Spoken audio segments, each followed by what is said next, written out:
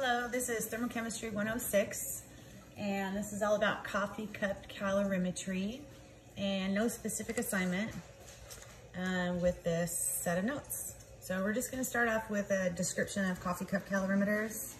At this level of chemistry, a coffee cup calorimeter is generally just two styrofoam cups nestled together.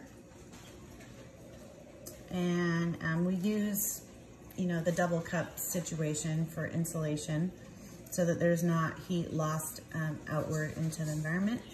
There is some heat lost, of course, upward, but okay. So in general, a coffee cup calorimeter contains water. So I got ahead of myself here. So 2 cups together. Contains water, and they're used for processes that occur in water.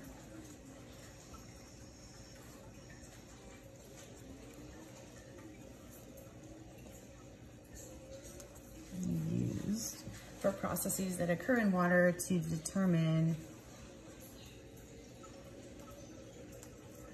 the heat of that process, whatever it is. So it could be a heat of solution, like what we did in lab. It could be a heat of neutralization. If you're asked for like how much heat is released or absorbed when an acid neutralizes a base, so that's also an option. And then you can also find specific heat. Like what we just did in Thermochemistry 105, part 2. So specific heat of a metal. I think we'll do that lab. It should be a good one. Okay, let's see. So we want to apply the first law of thermodynamics here. And we're gonna write an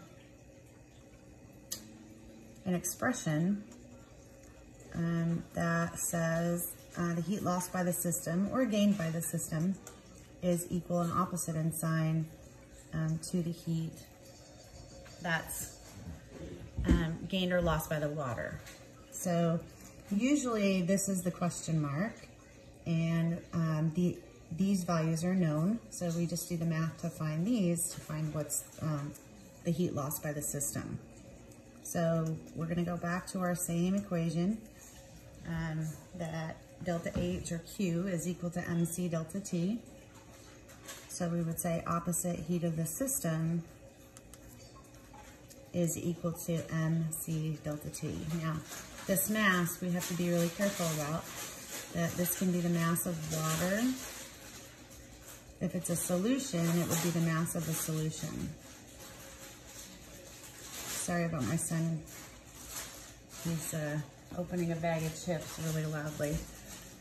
And then the C is 4.18, because that's going to be for water, joules per gram, degrees Celsius, unless you're told it's a different value for the solution.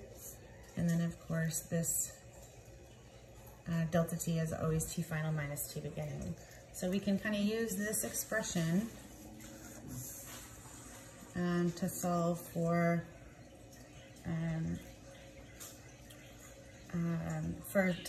heat of the system, or the change in heat of the system.